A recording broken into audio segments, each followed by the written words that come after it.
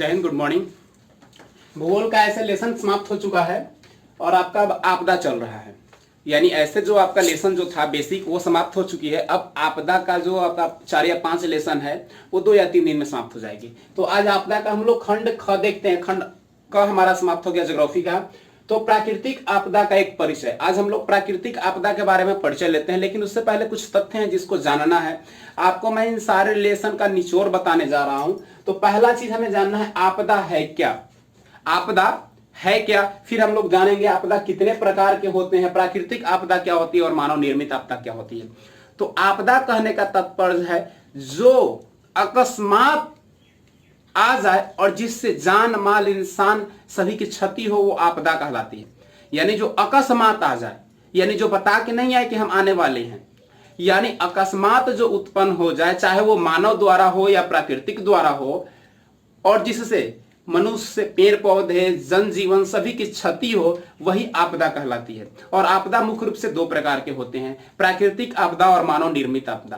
प्राकृतिक आपदा कहने का तात्पर्य है कि वैसी आपदा जो कि स्वतः उत्पन्न हो, यानी प्राकृतिक में छेड़छाड़ करने से, प्रकृति का दोहन करने से उत्पन्न हो, वो प्राकृतिक आपदा कहलाती है। मानव निर्मित आपदा, प्राकृतिक आपदा में आपका बाढ़ आ जाएगा, सुनामी आ जाएगा, भूकंप आ जाएगा, तूफान आ जाएगा, आंधी आ जाएगा, ये सभी प्राकृतिक आपदा के रूप में है। किंतु अगर मानव निर्मित आपदा की बात कही जाए तो वैसी आपदा जो मानवों द्वारा उत्पन्न की गई हो, यानी जिसमें कहीं ना कहीं प्रत्यक्ष या अप्रत्यक्ष रूप से मानवों की भागीदारी हो, वो आपकी मानव निर्मित आपदा आ जाएगी। इन्हीं दोनों आपदाओं पे हम लोग चर्चा करेंगे, प्राकृतिक आपदा क्या है और मानव निर्मित आपदा क्या है। तो आइए देखते हैं हम लोग प्राकृतिक आपदा और मानव निर्मित आपदा क्या है। आपके लेसन के अकॉर्डिंग बता रहा है, थोड़ा सा लेसन को भी ध्यान में रखते हैं। तो इसके अकॉर्डिंग कह रहा है आपका कि प्राकृतिक आपदाओं में बाढ़, सुकाड़, भूकंप, सुनामी ऐसे विनाशकारी जो तत्व हैं वो प्राकृतिक आपदा के अंतर्गत आ जाएंगे, जिसमें चक्रवात भी है, ओलावृष्टि है। ओलावृष्टि यानी बर्फ के गोले जो गिरते हैं, जो आप कुहासा जैसा देखते हैं, वो ओला होता है। जैसे अक्सर आप लोग ठंडों के दिनों में देखते हैं, सुबह उठते हैं, जब जगते हैं तो देखते हैं कि कुहासा है, कुहासा को ओला बोलते हैं। और हिमस्खलन यानी बर्फ के टुकड़े को टूटकर पृथ्वी पर गिरना, जो आपके ग्लेशियर जो जमे हुए हैं, चाहे वो आपके हिमालय पे हो, माउंट एवरेस्ट पे हो या किसी भी पर्वत श्रेणी पर हो, वो उनको टूटकर गिरना क्या कहलाता है?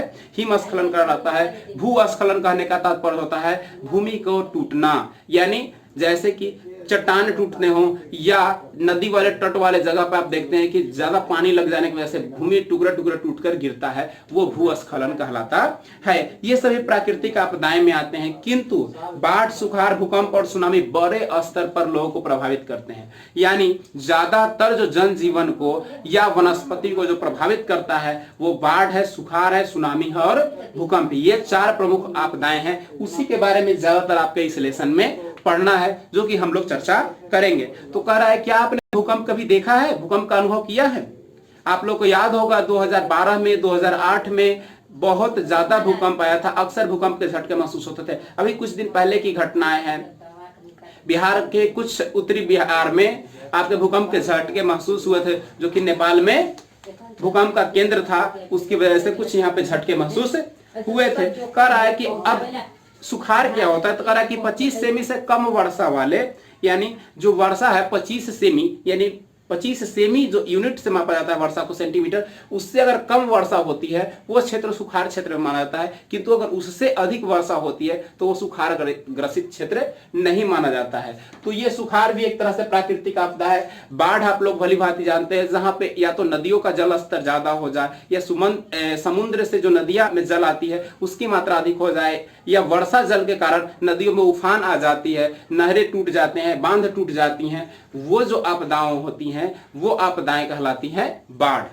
कह रहा है कि अक्सर आप समाचार पत्रों में, टेलीविजन में देखते होंगे, आपने 2008 में देखा होगा कि कोसी नदी का बाढ़ आया था। कोसी नदी जो है, जिसको बिहार की शोक नदी हम लोग कहते हैं, बिहार की शोक नदी कोसी नदी। ऑब्जेक्टिव में क्वेश्चन पूछता है तो आप लोग इसको नोट जरूर करेंगे कि बिहार की शोक नदी किसे कहते हैं, तो कोसी को कहते हैं। 2008 में कोसी नदी का बाढ़ बहुत ही भयावह दृश्य उत्पन्न किया था। हजारों लोग इसमें जान माल की क्षति हुई थी, बहुत सारे पशु, मवेशी और जनजीवन अस्त व्यस्त हुआ था, बहुत सारे गांव की क्षति हो गई थी।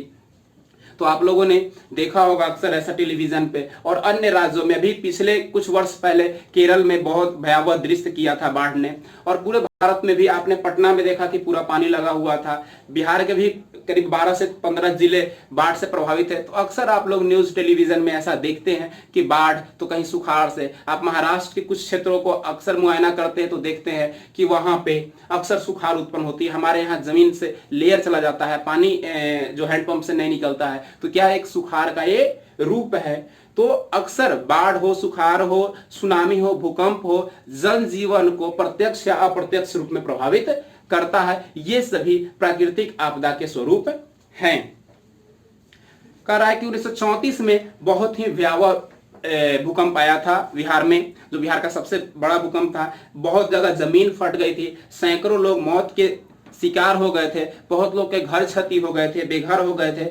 समुद्र तट न होने के कारण बिहार में सुनामी जैसी घटनाएं नहीं हुई, क्योंकि जब भी सुनामी आती है तो समुद्र में ही आती है। और बिहार जो भू आवेशित क्षेत्र है, भू आवेशित क्षेत्र का मैंने परिभाषा आप लोगों को पिछले क्लास में बताया है, वैसा क्षेत्र चाहे वो राज्य हो, जिला हो या फिर देश हो, जिसका सीमा किसी भी समुद्र से नहीं सटा हुआ हो, वैसा क्षेत्र भू आवेशित क्षेत्र कहलाता है। तो हमारा बिहार से कोई भी समुद्र तट की सीमा नहीं सटी हुई है, इसलिए सुनामी का कहर हमारे बिहार पे नहीं दिखता है। किंतु हमारे जो पड़ोसी राज्य हैं, जैसे कि आपका पश्चिम बंगाल हो गया, तो वो क्या है कि वो वहां पे समुद्र तट से सटा हुआ है, इसकी वजह से वहां अक्सर सुनामी का असर देखने को मिलता है। उड़ीसा जो है वहां पे आपका विशाखापत्तनम हो गया या जो भी हो गया, वहां पे अक्सर सुनामी का असर दिखता है। लेकिन उसका कुछ अंश, जो चक्रवात तूफानें वहां उठती है, उसका कुछ अंश प्रत्यक्ष रूप में हम लोगों को भी भारी पड़ता है, यानी हम लोगों को भी जनजीवन उससे प्रभावित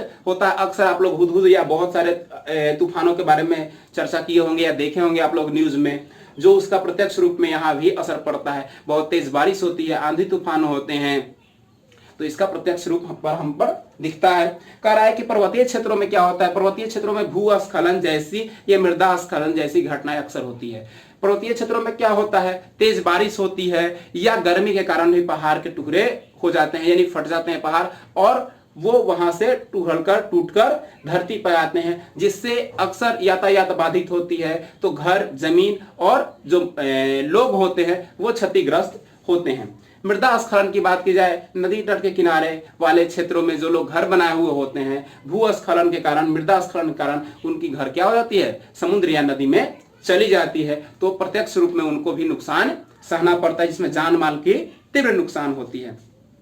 मैदानी क्षेत्रों में कह रहा है कि भूस्खलन और मृदा स्खलन या हिमस्खलन की संभावनाएं कम होती है, क्योंकि मैदानी क्षेत्रों में ना तो पहाड़ होते हैं ना तो समुद्री क्षेत्र होते हैं, इस कारण वहां पे उसका प्रत्यक्ष रूप से कोई असर दिखता नहीं है। अब आपदा प्रबंधन, प्रबंधन मतलब होता है उसकी बचाव सुरक्षा, प्रबंधन यानी उपाय, प्रबंधन का तात्पर्य होता है उपाय। अब प्राकृतिक आपदा से बचने का क्या उपाय है, सरकार के द्वारा कौन कौन सी पहल की जाती है, इसमें आम जनजीवन की क्या भागीदारी होती है, आइए हम लोग उस पर चर्चा करते हैं प्राकृतिक आपदा के प्रबंधन के बारे में। तो कह रहा है कि सरकार द्वारा भी इसके लिए बहुत सारे प्रयास किए जा रहे हैं, जिससे आम जनजीवन को बचाया जा सकता है। इसमें कह रहा है कि राष्ट्रीय स्तर पर नोडल मंत्रालय का गठन किया गया है, यानी जो केंद्रीय स्तर पर है, देश के स्तर पे, वो नोडल मंत्रालय है, जो जिसमें आप लोग एनडीआरएफ की टीम देखते हैं। अक्सर जो बाढ़ होती है, देखे होंगे पीला पीला सूट पहन के सब होता है, लोग पुलिस जैसा ही अधिकारी वो लोग भी होता है। वो लोग क्या करता है, बाढ़ ग्रसित क्षेत्रों में, सुखाड़ ग्रसित क्षेत्रों में या किसी भी आपदा वाले क्षेत्रों में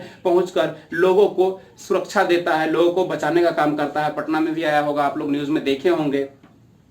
तो यह है नोडल मंत्रालय जो राष्ट्रीय स्तर पर होता है, जो हर एक राज्य में इसके मुख्यालय बनाए गए हैं, हर एक राज्य में इसकी संस्थागत स्थापना की गई है, ताकि जब भी इमरजेंसी की घटना हो तो वह आकर लोगों की सहायता करे। फिर राज्य स्तरीय है राहत एवं पुनर्वास आपदा प्रबंधन विभाग, यानी हर एक राज्य में राज्य सरकार द्वारा राहत और पुनर्वास यानी पुनः लोगों को एक जगह से हटाकर दूसरे जगह स्थानांतरित करने के लिए संगठन की स्थापना की गई है, जो ऐसे प्रभावित क्षेत्रों में लोगों को आकर उन्हें सुरक्षा देता है, प्लस में उनके रहने के लिए व्यवस्था करता है, उनके स्वास्थ्य का ध्यान रखता है, उनको खाने के लिए भोजन और रहने के लिए आवास की सुविधा मुहैया करवाता है। जिला स्तर पर कह रहा है जिला मजिस्ट्रेट जो डीएम होता है, डीएम कार्यालय के तहत भी उस जिला में आपदा होने पर सहायता दी जाती है। कर्मचारी नियुक्त किए जाते हैं, लोगों की सहायता करते हैं, लोगों तक सुरक्षा प्रदान करने के लिए पहुंचते हैं।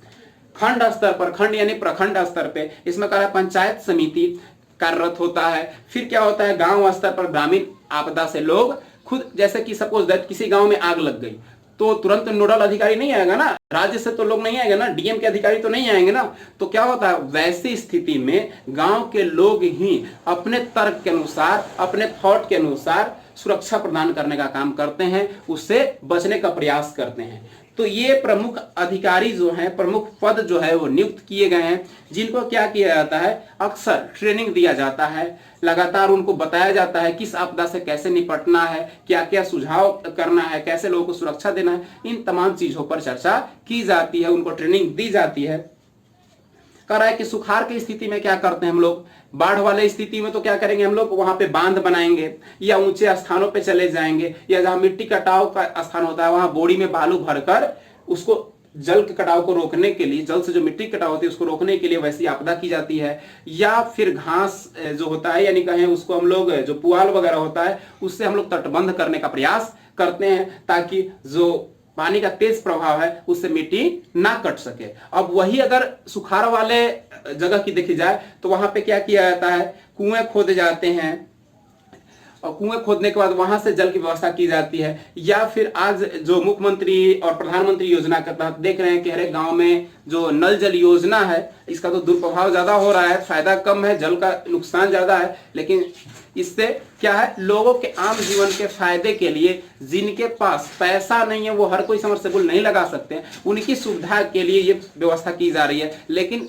व्यवस्था से ज्यादा इसका दुरुपयोग हो रहा है, लगातार पानी का दुरुपयोग हो रहा है, रोड खराब हो रहे हैं, नलियां खराब हो रही है, सरकार इस पर ध्यान नहीं दे रही है। अगर देखा जाए तो ये पानी का बचाव नहीं, पानी का दुरुपयोग है। तो इस तरह से सामूहिक कार्यक्रम चलाए जाते हैं, इसमें रोजगार भी लोगों को मिलता है। सुनामी और भूकंप भी कह रहा है कि बहुत बड़ा चुनौती है। इससे क्या होता है, भूकंप से दरार पड़ जाती है जमीन में, बिल्डिंगें गिर जाती है, लोग क्षतिग्रस्त हो जाते हैं। सुनामी से क्या होता है, जो समुद्र तट के किनारे वाले क्षेत्र हैं वो ज्यादा प्रभावित होते हैं, समुद्र की तेज लहरें उनको क्षति पहुंचाती है, तेज वर्षा होती है, आंधी तूफान में भी जनजीवन और बिल्डिंग को काफी क्षति होती है, जिसमें सरकार को भी नुकसान उठाना पड़ता है। तो लगातार लोग क्या कर रहे हैं, जो इंजीनियर हैं, इंजीनियर से नक्शा बनाकर और उस तरीके से भूकंप रोधी घर का निर्माण कर रहे हैं, जिसकी नींव मजबूत हो, अगर तेज झटके का भी भूकंप आए तो उसको सह सके, या तेज तूफान भी गिरे, मतलब तूफान आए तो उसे क्या हो, लोगों को क्षति ना हो, बिल्डिंग को क्षति ना हो, ऐसे भवन का निर्माण किया जा रहा है। इसमें कुछ विनाशकारी तत्वों के नाम दिया गया है। जैसे भारत में विनाशकारी चक्रवात आया था 28 अक्टूबर 1999 को। पूछ सकता है कि भारत में विनाशकारी चक्रवात कब आया था, तो 1899 में आया था। भारत में विनाशकारी भूकंप कब आया था, इसका बहुत बड़ा प्रभाव बिहार पे भी पड़ा था, तो ये 1934 में आया था। भारत में प्रमुख सुखाड़ क्षेत्र कौन है, तो ये प्रमुख सुखाड़ क्षेत्र में आपका मतलब कब हुआ, तो ये 1966 ईस्वी में, यानी सबसे ज्यादा सुखाड़ भारत को सहना पड़ा था 1966 ईस्वी में।